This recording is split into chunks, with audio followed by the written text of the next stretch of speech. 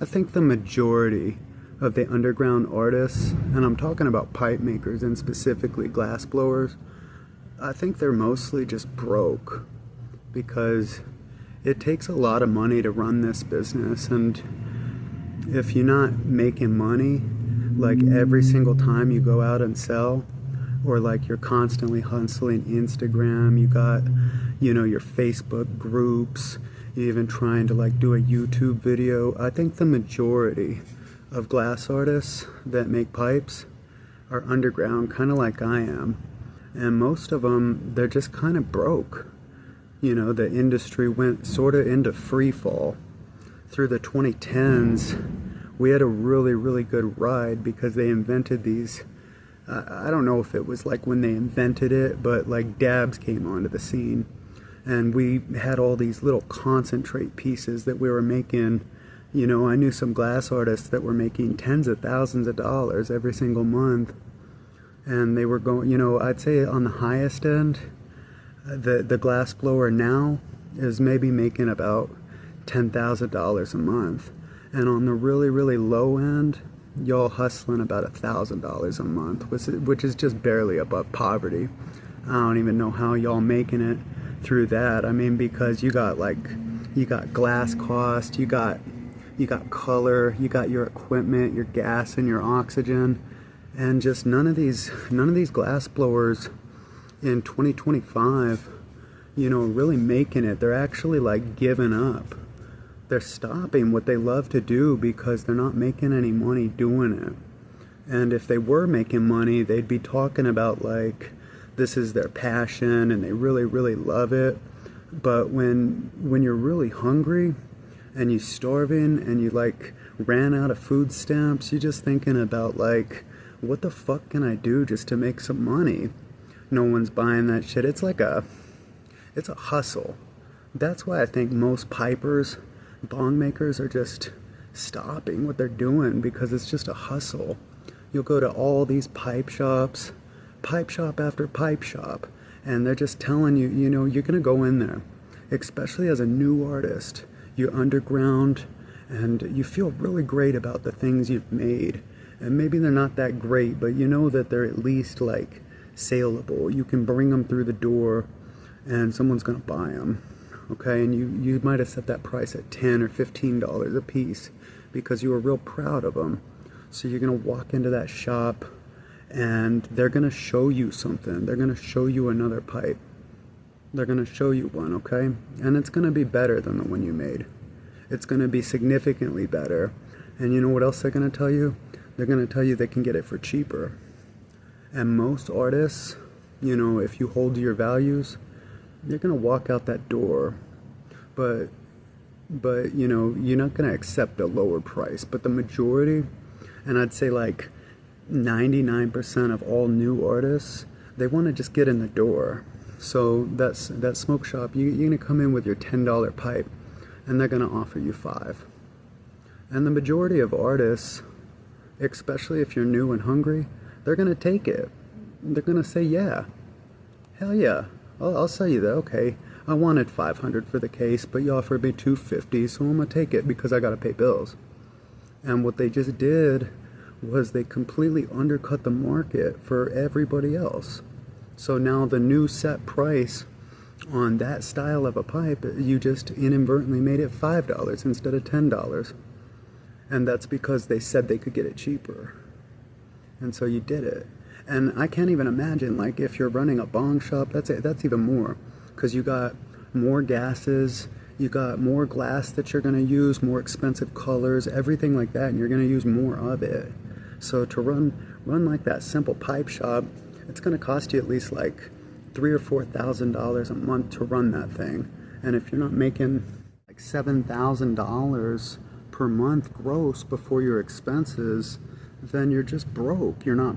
The other thing I know about these glass studios, because I did this for almost a decade, and what I noticed about myself is as long as my employees were paid and I had glass and I had color, opals, anything that like sort of kept the show running, I never ever paid myself, ever. I never ever decided that I was a priority. I never did that. And the sad thing about that is I just kept the ship running, and I ran myself ragged, working, at least like 50, 60 hours a week. That's what I did. I ran myself into the ground. So, after you do that for about a decade or so, you've built this beautiful passion project. It's a hobby, and you've turned it into a business. And my business was making me about, I guess on the best month I ever did was probably about 15,000. But like I said, I wasn't even paying myself. I was paying my employees, and I was buying glass. And I guess, I would take us out to eat a lot. I spent a lot of money on that. But the thing is about a glass lathe business, when you're making bongs and you ain't selling bongs, you're going to let all those people go. It sucks. It really sucks. When the rubber hits the road, you'll just get yourself into debt to keep it going. You'll max out credit cards. I mean, seriously, you would think that a financially responsible person that started a business wouldn't run it like straight into the ground. But when your passions are high and you really just want to make something work, you're kind of blinded by the excitement of it all. So you'll max out your credit cards, and you'll be like, it's not over till it's over. You'll go spend $500, and then you'll go to a smoke shop, and that $500 will maybe make you $450. So you're running at a deficit. Like that's glass blowing, pipe making in a nutshell. That's why, the industry is always so inconsistent. If you're in the cannabis industry, you know what I'm talking about, with missed paychecks, shops telling you no, they can't afford it. Yeah, these are your hardened clients. These are your clients too. And they're all a bunch of, smoke shops and dispensaries. So you're counting on the generosity of these people every single week going to their smoke shop. And they start to tire of your face. And so you take a break from them. You take a month or two break from them. And then you check back up on them, and they'll maybe purchase another $500, $600, maybe $1,000 worth of glass. But if you got expenses that equal $2,000, $3,000, $4,000 even, you're running at a deficit, and you can't even run your company anymore. So by the time, full-time employment comes along, you're ready to jump ship on your business. And it's heartbreaking, because you think you're going to get back to the swing of it, where you were making all this good money, but that was part of that wave back there. And it's not the reality of today. Today's reality is in the 2010s, China started copying us like crazy. They started outsourcing the manufacturing of this glass, and they cut us down. It cut us out one by one, because if you could make a really, really nice bong for, say, $150, China was making it even better for $50. And that was the reality of our situation. That's how we all slowly started going back to work. And my fallback was, I was a union sheet metal worker, so I was able to, sort of weave back into the career marketplace. And it was really important for me to do so, because I've got children and I've got a beautiful wife I've got to support. And this is what I've chosen to do now, is that I still make bongs because that really makes me happy. I still make pipes because I smoke cannabis, and that's quite all right for my life. But I like having it as a hobby that I don't have to make a living on, because that was really stressful. I had 3 employees in my heyday, and we were making about, like I said, between 10, the best month I ever did was $15,000, and the worst month I ever did was about $4,000 back when I had my employees. And that month when I made $4,000, Every single bit of that went to expenses, plus I owed my employees for the next month. I ran a deficit with them. And that was just, it's devastating, knowing that you have control over people's lives and you have to tell them, no, I don't have your money. Because, I mean, the passion is really high with this career. When you blow glass, it's like nothing else that you've ever done. To turn glass into fire and then fire into this liquid molten state, shape it exactly how your mind is telling you to. You know, you get things in your mind, you wake up in the middle of the night, you draw it down, and you're gonna make that shit, because that's how fucking fascinating you people are. All the glass blowers in the world, all the pipers that are struggling right now, not making any money, all the underground artists. I know what it's like for you, because I am you. Even if I'm not as highly respected as all those artists that go to, you know, the Champs trade shows. You know, that's another racket that these glass blowers get into. This racket, they're going to the trade shows because that's their concerts. You know, they gotta go put their name out there constantly. You're constantly hustling.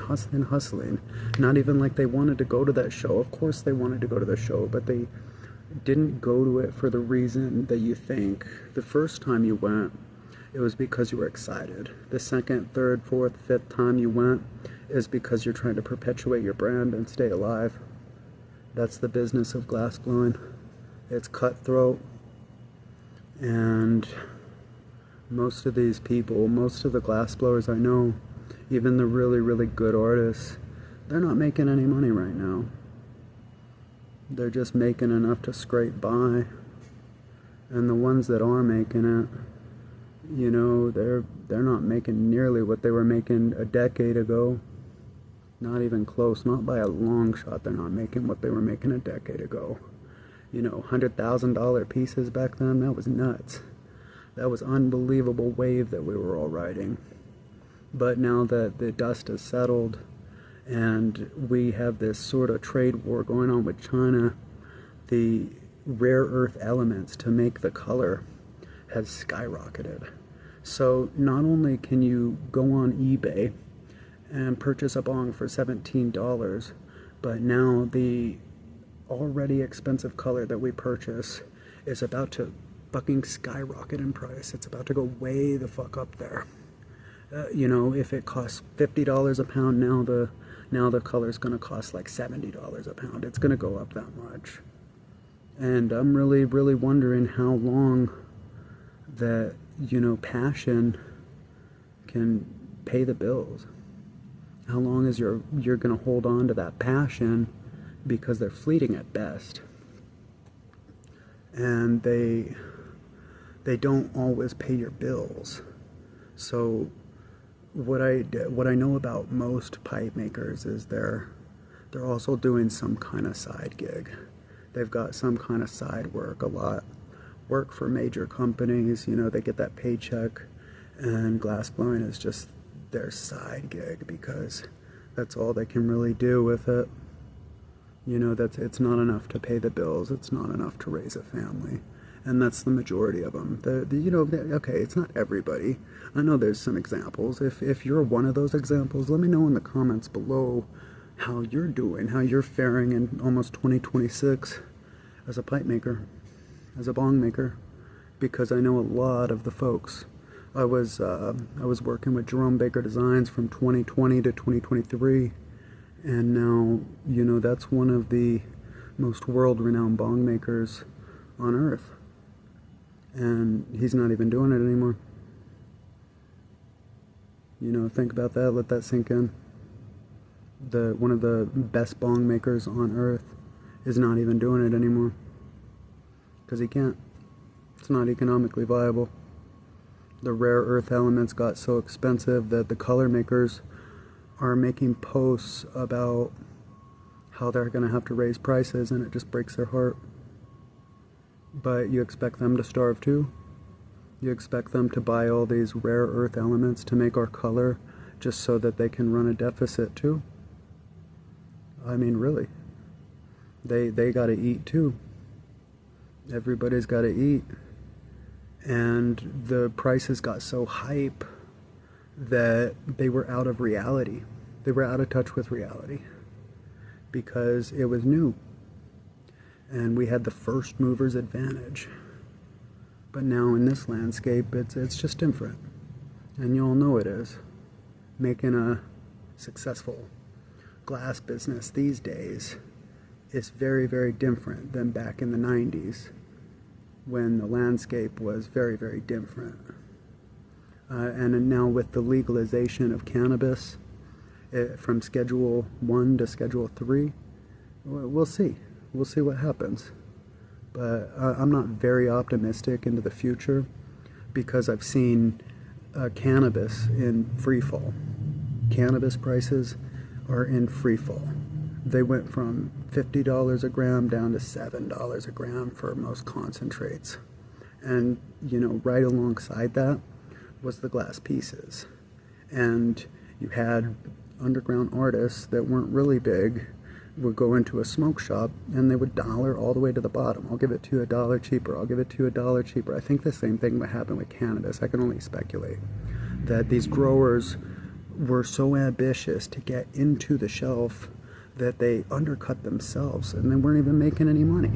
They basically grew the shit for free. And a lot of glass blowers basically made the glass for free. They subsidized them. So, like, you know, they subsidized these smoke shops, and because they were talked into a lower price every single time, they set these prices. The industry collapsed. And all the dispensaries started opening. All the smoke shops that used to buy all of our stuff, they just started closing, you know, one after another. The big players in the game, they were already ordering from China. So, I mean, we didn't have a pot to piss in. The distributors, they're all ordering from China. It's just cheaper. It makes economic sense. If you can buy an apple for cheaper from this supplier, you're going to. You don't give a shit about, you know, the quality. That's what it really came down to, is we were trying to push quality. We were trying to press ingenuity and creativity, and we failed. I feel like we failed as an industry, and the industry went basically into free fall right alongside cannabis. We didn't differentiate ourselves enough from China or India or any place like that to make it as an American glass artist. So we're still around, okay, but we just got pushed underground even further. And when the dust settled, you had probably 10,000 glass blowers just throw in the towel and give up.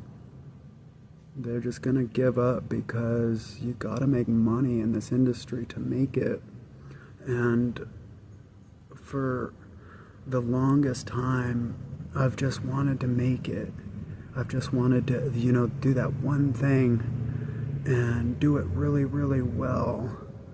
And if you can't make the money, you're not going to be able to make it. So I'm regrouping. This is my regroup period. And I'm doing these YouTube videos now because I want to see the progression of it. I want to watch myself grow over these years. And it takes me a lot of courage to do this, to talk to you on the camera. You know, being really introverted like I am. Introverted extrovert, let's call me. I'll talk to you on the camera because I just feel like I'm talking to myself, you know, off into the void, and that doesn't bother me as much. I'm not as self-conscious. I've been in front of large groups of people, and I've been, you know, I've had to speak in front of large groups of people, and it makes you self-conscious. You get the butterflies every time, and then you just eat through it anyway. You just look at them and say, what the fuck is y'all looking at? And you just perform. You perform. It's a performance. This is just a freestyle. I'm just talking to you. Talking to you about the glass industry. I'm going to splice some videos together. This might not be the best. You know, of course they're not going to be the best. But what it is it's real. This ain't no AI generated nothing. I'm not reacting to videos online. I'm talking to you. Just me and you. through the minutes. Probably not going to have any retention after the end of this one, but it don't matter. I'm going to just keep it in. I don't give a shit. It's just me on the camera talking to you.